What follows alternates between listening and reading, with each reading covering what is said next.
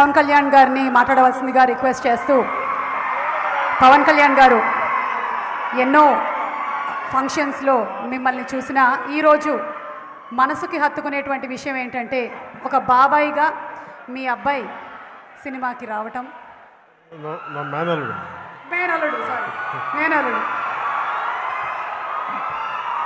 పవన్ కళ్యాణ్ గారిని మాట్లాడవలసిందిగా రిక్వెస్ట్ చేస్తున్నాను.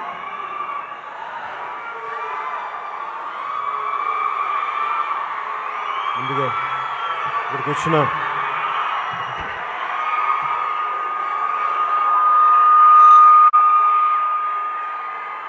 అభిమానులందరికీ, ఎంతో సహనంతో ఓపికతో ఇక్కడికి వచ్చి మీ ఆనందాన్ని వ్యక్తపరుస్తున్న మీ అందరికీ, ప్రతి ఒక్కరికి పేరు పేరు నా హృదయపూర్వక నమస్కారాలు.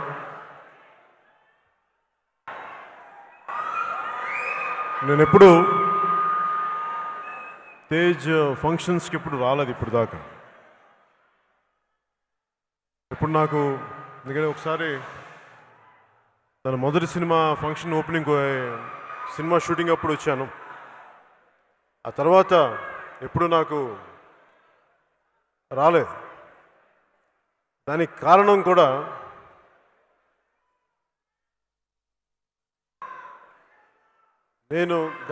కూడా ముఖ్యమైనది ఏంటంటే,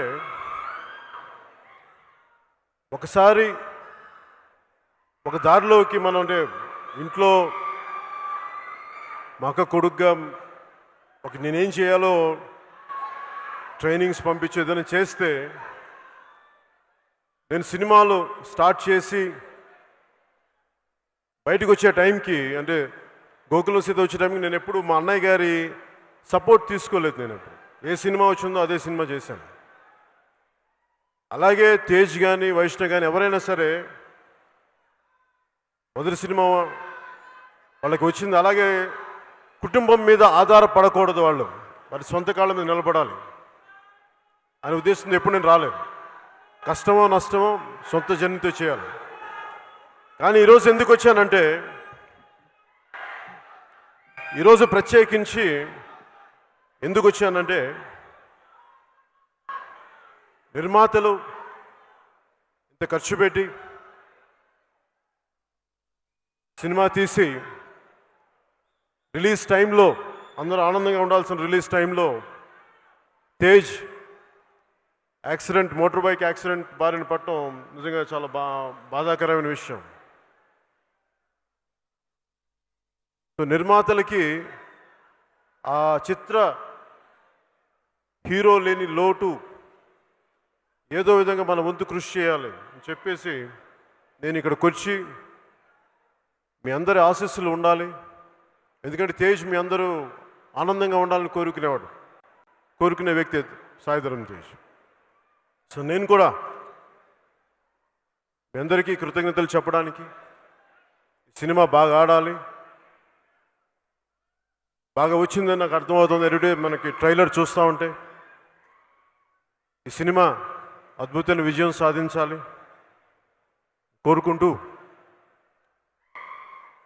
ముఖ్యంగా చాలా ఈ మధ్యన కాలంలో నాకు కొంచెం బాధ అనిపించింది. సాయిధరం తేజ్ యాక్సిడెంట్ గురైతే పాపం అందరూ కూడా రకరకాల పరిస్థితుల్లో సానుభూతి కానీ లేదంటే హరీష్ శంకర్ కానీ అందరూ ప్రతి ఒక్కరు సినిమాలు కానీ నిర్మాతలు కానీ అందరూ వచ్చి యాక్సిడెంట్కి గురైన తేజ్కి త్వరగా కోలుకోవాలని విషయం చెప్తూ, అలాగే చాలామంది మీడియా నుంచి కూడా చాలామంది మిత్రులు పెద్దలు అందరూ కూడా సంపూర్ణంగా కోలుకోవాలని చేసిన కూడా మీ అందరికీ కూడా మీడియా వారికి కూడా ప్రత్యేకించి నా హృదయపూర్వక కృతజ్ఞతలు తెలియజేస్తాను. కానీ కొన్ని ప్రోగ్రామ్స్ చూశాను నేను కూడా, నా దృష్టికి వచ్చింది తేజ్ యాక్సిడెంట్ ఎలా అయింది, హై స్పీడ్ చాలా స్పీడ్తో వచ్చేస్తున్నాడు, నిర్లక్ష్యంగా నడుపుతున్నాడు, ఇవన్నీ అని రకరకాల కథలు వస్తూ ఉంటే నాకు సింపుల్గా అనిపించింది, దీనికి పెద్ద స్పీడోమీటర్ కావాలా? ఒక ఆటోని ఓవర్టేక్ చేసే టైంలో ఎంత స్పీడ్లో వెళ్తాడు? 35 కిలోమీటర్లు. ఇసుక మ్యాట్ వేస్తే పడిపోయాడు అక్కడ. జాలిపడాలి మనం. దాని మీద కథనాలల్లి, దాని మీద ఇవి చేసి, దాని మీద మాట్లాడితే, అలాంటి వ్యక్తులకు కూడా నా విన్నపం, కొంచెం కనికరం చూపించండి. కొంచెం మేము మనుషులమే కదా. ఇలాంటి పరిస్థితి మీకు కూడా వస్తే, మీకు కూడా రాదని గ్యారంటీ ఏముంది? వస్తుంది కదా మీకు కూడా. కొంత కనికరం చూపించండి దయచేసి.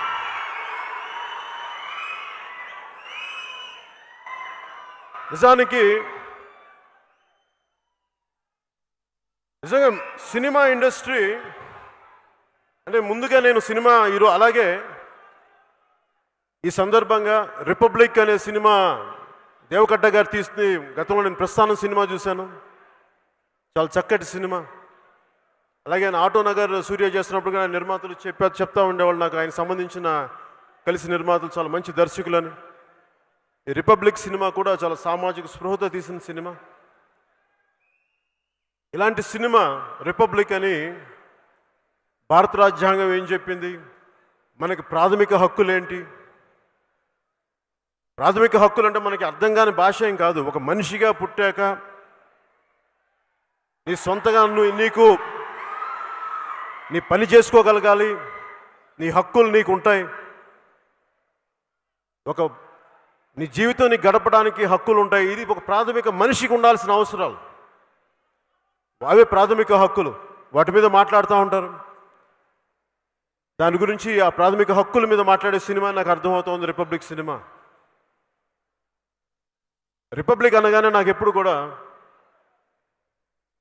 నేను ఎప్పుడు ఇంతవరకు ఏ సినిమాలు ఇచ్చాను, చిన్నప్పటి నుంచి కూడా నాకు జై హింద్ అనకపోతే ఆ సభ నాకు ముగింపు జరగదు. ఎందుకంటే ఎందుకు జై హింద్ అని చెప్తానంటే, ఒక భగత్ సింగ్ కానీ, సుభాష్ చంద్రబోస్ కానీ, చంద్రశేఖర్ ఆజాద్ కానీ, మహాత్మా గాంధీజీ కానీ, అలా లెక్కలేనంత మహానుభావులు, వేల కొలిది, లక్షల కొలిది ప్రాణత్యాగం చేస్తే కానీ భారత గణతంత్ర దేశంగా అవతరింపబడలేదు. అది ఇండియన్ రిపబ్లిక్. అంత గొప్ప దేశం ఇది. అంత గొప్ప త్యాగాలకి మూలం. రిపబ్లిక్ గురించి మాట్లాడాలి. అలాగే ఇప్పుడు రిపబ్లిక్ సినిమా చూస్తూ ఉంటే, ఇంత త్యాగం చేశారు మహానుభావులు, స్వాతంత్ర ఉద్యమకారులు. కానీ రాను పాలిటిక్స్లో దిగజారుడుతనం వచ్చేసి, ఆ హుందాతనం పోయి, ఆ దిగజారుడుతనానికి ప్రతి ఒక్కరు లోపల స్పందించి ఒక కవితగా రాస్తాడు, ఒక దర్శకుడు దాని సినిమాగా తెరకెక్కిస్తాడు ఒక భావనని.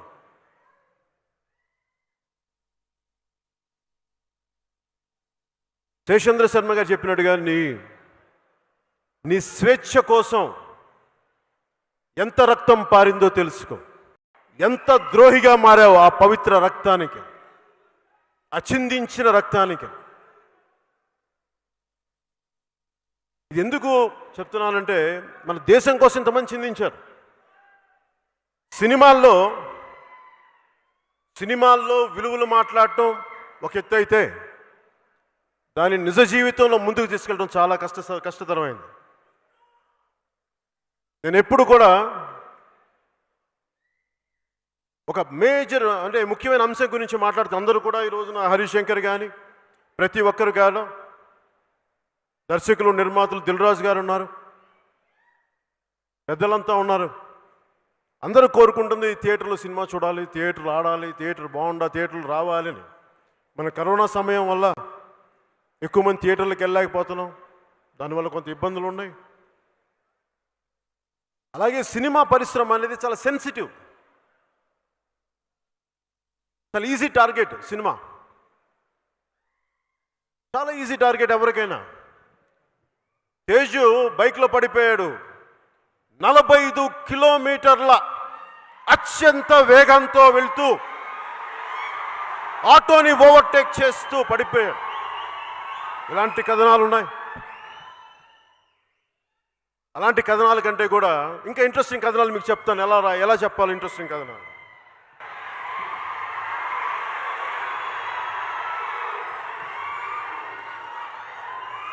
వైఎస్ వివేకానంద రెడ్డి గారు ఎందుకు హత్యకు గురయ్యారు దాని మీద మాట్లాడారు. తేజ్ యాక్సిడెంట్ మీద కాదు. తేజ్ 45 కిలోమీటర్ స్పీడ్తో వెళ్ళాడా అంటే అది మావాడి దురదృష్టం, మావాడి కర్మ. దానికంటే మీరు చేయాల్సింది వైఎస్ వివేకానంద రెడ్డి గారు ఎందుకు హత్యకు గురయ్యారు.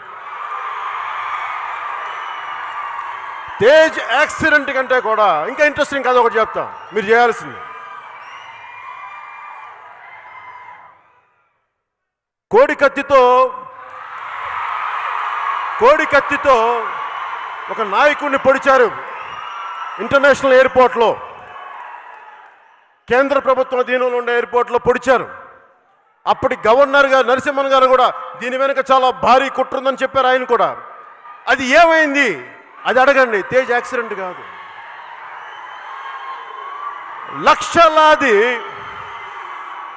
లక్షలాది ఎకరాలు గిరిజనులు పోడు భూముల్లో వ్యవసాయం చేసుకుంటా ఉంటే అది వారికి దక్కట్లేదు. అది ఎందుకు దక్కట్లేదు దాని మీద మాట్లాడండి. తేజ్ యాక్సిడెంట్ మీద కాదు మీరు మాట్లాడాల్సింది, వాటి మీద మాట్లాడండి.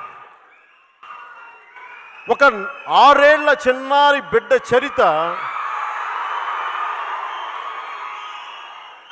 అన్యాయంగా, అకారణంగా, అమానుషంగా హత్యకు గురైతే అది వదిలేసి తేజు 45 కిలోమీటర్ల స్పీడ్తో వెళ్ళిపోయాడు. దాని మీద కథనాలు. అలాగే ఇంకా స్పైసీగా ఉండాలి మీకు అంటే ఇంకా స్పైసీగా ఉండాలి అంటే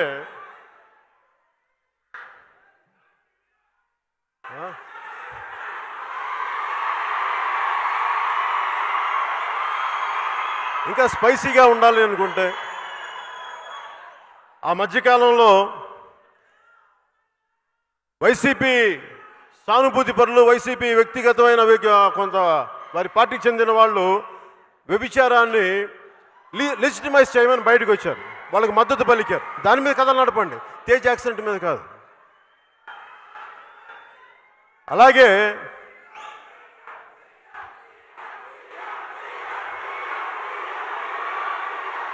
ఒక మాట చెప్తా, ఒక నిమిషం. ఇందాక సుమా గారు కానీ మీరు కానీ పవర్ స్టార్ అంటే పవర్ లేని కాడికి పవర్ స్టార్ అండి. తీయండి.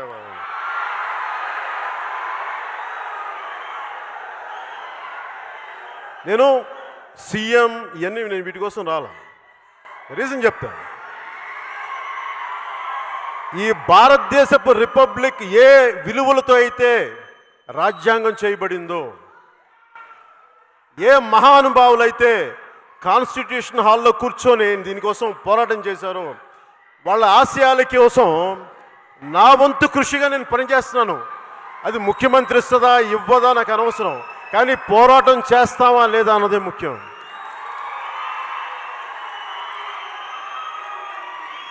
అలాగే తేజ్ యాక్సిడెంట్ కంటే కూడా ఇంకా ఇంట్రెస్టింగ్ విషయం చెప్తాం. టీడీపీ ఉన్నప్పుడు కాపు రిజర్వేషన్ గురించి మాట్లాడి వైసీపీకి వచ్చే కాపు రిజర్వేషన్ ఎందుకు మాట్లాడేస్తే దాని మీద కథనాలు చేయండి. రాయలసీమలో బలిజలు ఎందుకు నలిగిపోతున్నారు దాని మీద కథనాలు నడపండి. బోయ కులస్తులు ఎందుకు రాజకీయ ప్రాతినిధ్యం రావట్లేదు అది నడపండి. తేజ్ యాక్సిడెంట్ కాదు, తేజ్ మోటార్ బైక్ యాక్సిడెంట్ కాదు. ఒక ఆడబిడ్డ ఇంట్లోంచి బయటికి వెళ్తే క్షేమంగా ఎలా రావాలి దాని మీద కథనాలు నడపండి. మేము గౌరవిస్తాం. అంటే ఇన్ని సమస్యలు ఉన్నాయి, కానీ మీరు ఎవరు ఇందాక ఎందుకు చెప్తున్నానంటే రీజన్ చెప్తాను. సినిమా హీరోల మీద లేదంటే సినిమా వాళ్ళు ఎందుకు మాట్లాడగలరంటే వీళ్ళు సాఫ్ట్ టార్గెట్స్. వీళ్ళు ఏదైనా మాట్లాడితే ఎవరు రాజకీయ నాయకుల మీద మాట్లాడండి. అసలు ఇడుపులపాయలో ధనమూల ఏంటంటే టన్నుల కొద్ది ఏదో చిన్న నేల మూలికలు ఉంటాయని అక్కడ డబ్బులు ఉంటాయని పోలీసు వ్యవస్థ కూడా చెప్తూ ఉంటారు నాకు. అక్కడ అది ఎంతో నిజమో తెలియదు, కానీ దాని మీద కథనాలు నడపండి. అవి నడిపితే ఏం చేస్తారంటే ఇళ్లలోకి వచ్చి కొడతారు కదా. అందుకని వాళ్ళ గురించి మాట్లాడరు. తేజ్ యాక్సిడెంట్ గురించి మాట్లాడచ్చు. తేజ్ అమాయకుడు కదా, కళ్ళు తెరవకుండా ఇంకా కోమాలో పడున్నాడు కదా అక్కడ హాస్పిటల్లో. ఈ రోజు వరకు కళ్ళు తెరిచాడో లేదో నేనే చూడలేదు. వాళ్ళ కళ్ళు మూసిపడున్నాడు తేజ్ అక్కడ. దాని మీద కథనాలు కాదు కావాల్సింది. పొలిటికల్ క్రైమ్ గురించి మాట్లాడండి, సినిమా వాళ్ళ గురించి కాదు మీరు మాట్లాడాల్సింది. పొలిటికల్ క్రైమ్ గురించి మాట్లాడండి. సమాజానికి అది కదా పనికొచ్చేది. అలాగే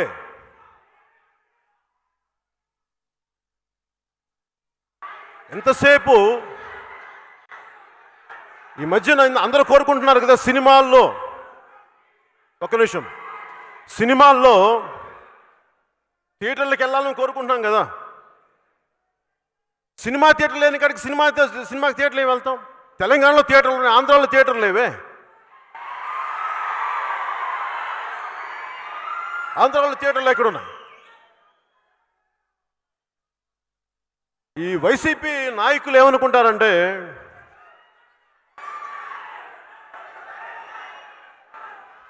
పవన్ కళ్యాణ్ సినిమా ఆపేసిన, వాళ్ళ అతను వచ్చిన చిత్ర పరిశ్రమను ఆపేస్తే వాళ్ళందరూ భయపడిపోతారు, మన కాళ్ళ దగ్గరికి వస్తారని. చాలా తప్పు అర్థం చేసుకున్నారు వాళ్ళు.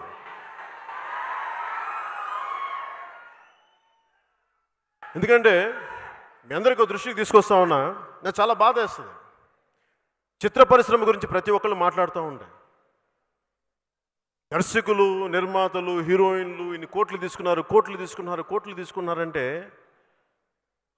అరే సన్నాసులారా, దద్దమ్మలారా, ఒక హీరో కానీ, హీరోయిన్ కానీ, దర్శకులు కానీ, మీకు లెక్క చెప్తా. ఒక ఉదాహరణకు 10 కోట్ల రూపాయలు తీసుకుంటే హైయెస్ట్ ట్యాక్స్ ఇండియాలో 45% అంటే 10 కోట్లకి, సపోజ్ 10 కోట్లు ఎవరిని పంపించామనుకుందా ఒక హీరోకి, ఒకసారి ఇవ్వరనుకోండి, 10 కోట్లు పంపించారనుకుందా ఉదాహరణకి, పంపిస్తే దాంట్లో 1 కోటి రూపాయలు తీసేస్తారు, 10% సోర్స్లోనే కట్ చేస్తారు ట్యాక్స్, అంటే 9 కోట్లు. దీంట్లో వాళ్ళు మొత్తం వ్యవస్థను నడుపుకోవాలి. అది వాళ్ళు ఎవడ దోచింది కాదు, అది వాళ్ళ కష్టం మీద వచ్చింది. వాళ్ళకి ఎవడు దోచింది కాదు.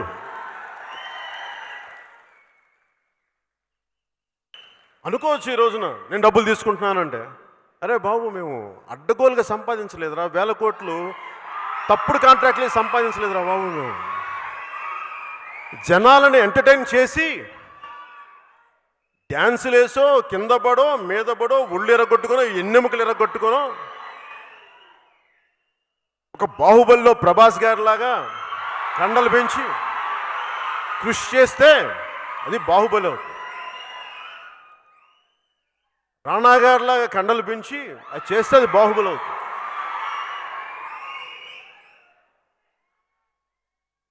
జూనియర్ ఎన్టీఆర్ గారిలాగా అద్భుతమైన డాన్సులు చేస్తే అప్పుడు డబ్బులు ఇస్తారు.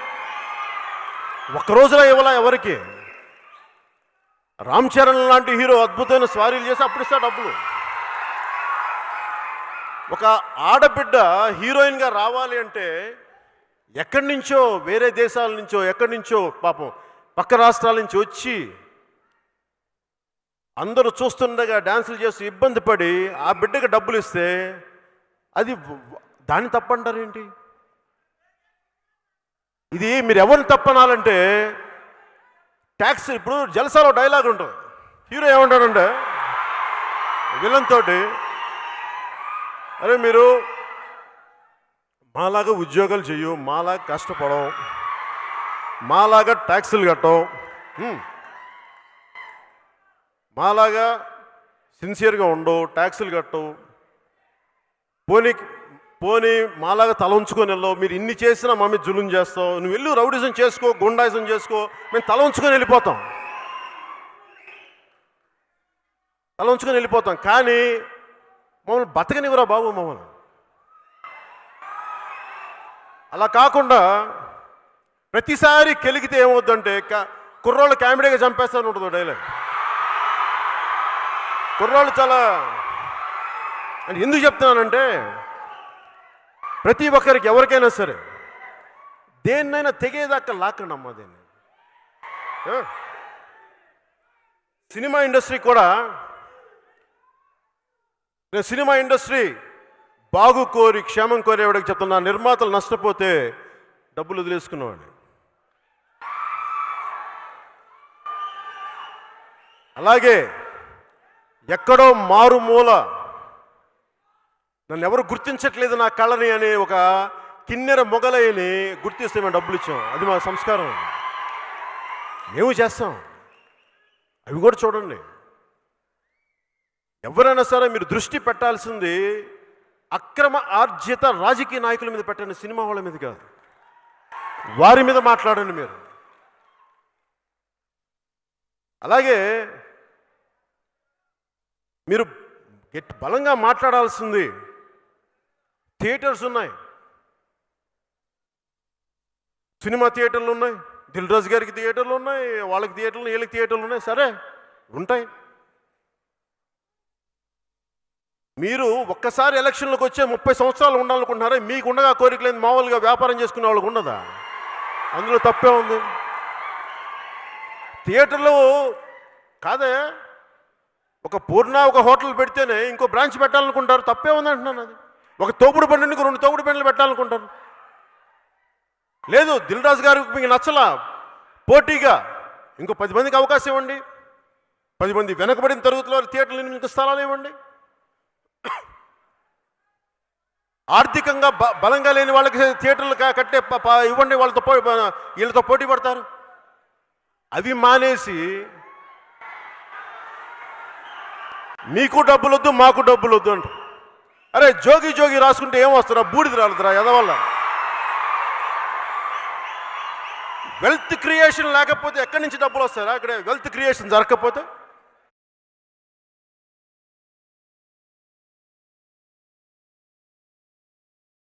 వస్తే నేను సోషలిస్ట్ కాదు కదా, నేను మాట్లాడలేదు.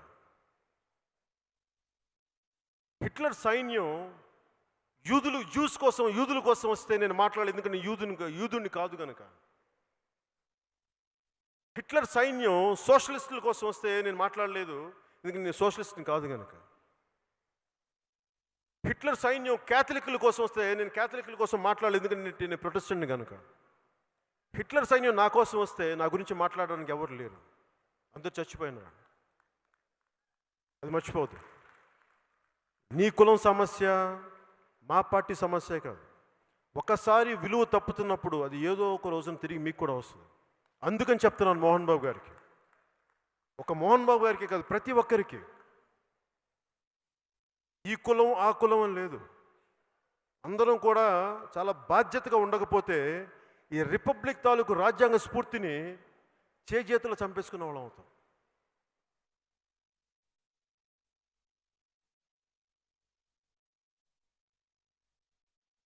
అలాగే మీకు సినిమా చిత్ర పరిశ్రమ పెద్దలు కూడా నా విన్నపం, సినిమా టికెట్లు అసలు వీళ్ళు ఎందుకు తీసుకోవాలనుకుంటున్నారు ఆంధ్రప్రదేశ్ గవర్నమెంట్ అంటే వాళ్ళ దగ్గర డబ్బులు లేవు.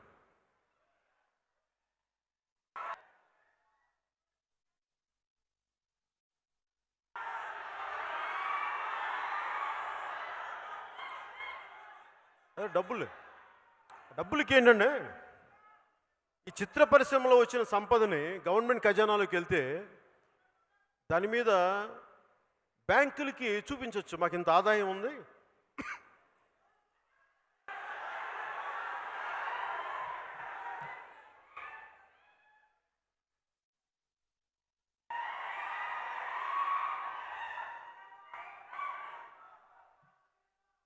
వాళ్ళకి బాబు గణేష్ చిత్ర పరిశ్రమకి అంటే గవర్నమెంట్కి ఖజానాలోకి వెళ్ళిపోతే అది బ్యాంకులకు చూపించి చిత్ర పరిశ్రమ నుంచి మేము టికెట్లు అమ్ముతాం కాబట్టి, అట్లాగా మటన్ కొట్లు అమ్ముతున్నారు కాబట్టి ఎలా ఇసుక అమ్మేసుకుంటున్నాం, దాని మీద వచ్చే ఆదాయం బూమ్ బూమ్. ఇప్పుడు మీకు ఎవరికైనా ప్రెసిడెంట్ మెడల్ కావాలంటే గ్యాలంటరీ అవార్డు కావాలి. కానీ ఆంధ్రప్రదేశ్కి వెళ్ళి మీకు ప్రెసిడెంట్ అవార్డు కావాలంటే ఒక బ్రాందీ షాప్ ప్రెసిడెంట్ అవార్డు ఇస్తాడు, క్వార్టర్ బాటిల్. సో వాటి మీద ఆదాయం ఉంది.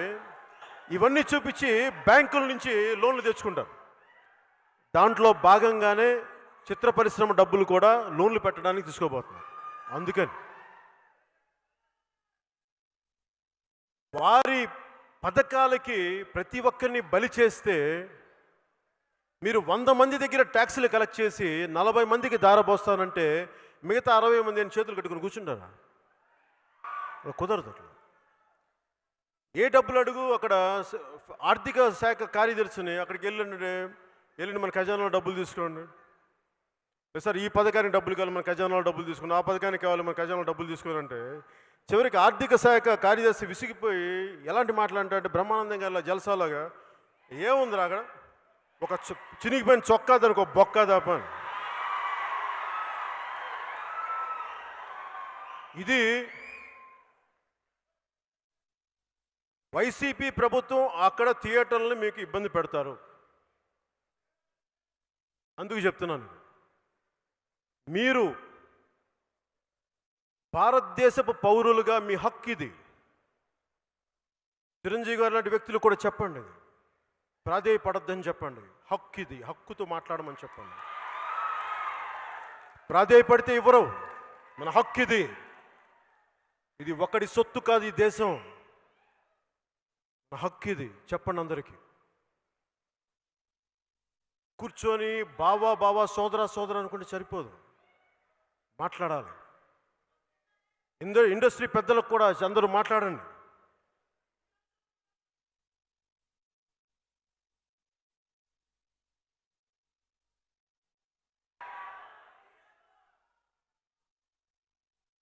ఇది ఎందుకంటే ఇంకా మనం కూర్చొని ఇన్ని కోట్లు ఖర్చు పెట్టిన తర్వాత భారతదేశం అంతా చిత్ర పరిశ్రమ అన్ని రంగాల చిత్ర పరిశ్రమ పెడితే 10,000 కోట్లు ఉంటుందేమో. ఒక వైసీపీ నాయకులకి 1,00,000 కోట్లు ఆస్తని చెప్తా ఉంటారు. ఎందుకు చెప్తున్నానంటే ఇది వ్యాపారం చేసేటప్పుడు మీరు తప్పు చేయట్లే. ఫస్ట్ చిత్ర పరిశ్రమ వ్యక్తులు ఫస్ట్ ఇది అర్థం చేసుకోండి. ట్యాక్సులు కడుతున్నాం ఇక్కడ ఎందుకంటే మన ట్యాక్సులు కడితేనే వీఆర్ ట్యాక్స్ పేయర్స్. ట్యాక్సులు కడితేనే కేంద్ర ప్రభుత్వం రాష్ట్ర ప్రభుత్వాలైనా వాళ్ళు అభివృద్ధి పథకాలు నడుపుతాయి. మన ఎవరిని దొయ్యట్లా చెప్పండి, ధైర్యంగా చెప్పండి. అలాగే చిత్ర పరిశ్రమ సంబంధించి సినిమా తీసేవాళ్ళు మాట్లాడండి, సినిమా తీయని వాళ్ళు మాట్లాడకండి. మీరు బలంగా చెప్పండి. భయపడతారేంటి, ఆలోచిస్తారేంటి, సున్నితంగా ఉంటారేంటి? మీకు ధైర్యం లేకపోతే ఎట్లా? అల్ప విద్వాంసులంతా మాట్లాడుతుంటే కూర్చొని మీరు సంపూర్ణ విద్వాంసులు చూస్తూ కూర్చుంటే ఎట్లా? అల్ప విద్వాంసులకి మీరు అవకాశాలు ఇవ్వకండి. బయటికి రండి, మాట్లాడండి, తప్పని చెప్పండి, ఖండించండి అవసరమైతే. ఇలా రిపబ్లికన్ సినిమా తీసి మళ్ళీ మనం భయపడతా కూర్చుంటే ఈ రిపబ్లిక్ స్ఫూర్తి పోయినట్టే కదా. మనం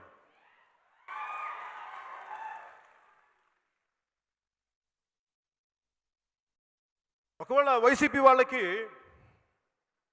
అనిపించచ్చు తెలుగు సినిమాలు తీయకపోయి మేము బ్యాన్ చేస్తామంటే అప్పుడు ఏం చేస్తారు వాళ్ళు? మీ వైసీపీ ఆస్థాన విద్వాంసులతోటి ఈ గంట గడిస్తే చాలు, ఓ అరగంట వస్తే చాలు, పట్టుమని 10 నిమిషాలు చప్పున వస్తా ఇట్టే చల్లారిపోతే ఇలాంటి టైటిల్స్ తోటి కాకినాడలో చాణక్య చంద్రగుప్త మీ ఎమ్మెల్యే హాలు రిలీజ్ చేసుకోండి. చిత్ర పరిశ్రమ వైపు, తెలుగు చిత్ర పరిశ్రమ వైపు ఆంధ్రప్రదేశ్ ప్రభుత్వం మీ తీరు మారకపోతే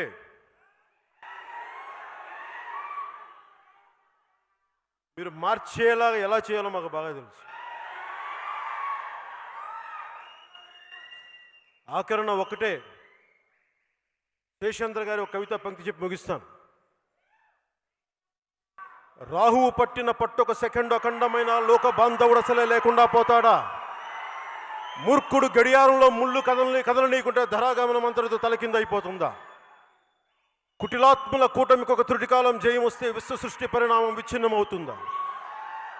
ధనుజులోకమేకంగా దారికడ్డంగా నిల్చుంటే నరజాతి ప్రస్థానం పరిసమాప్తమవుతుంది.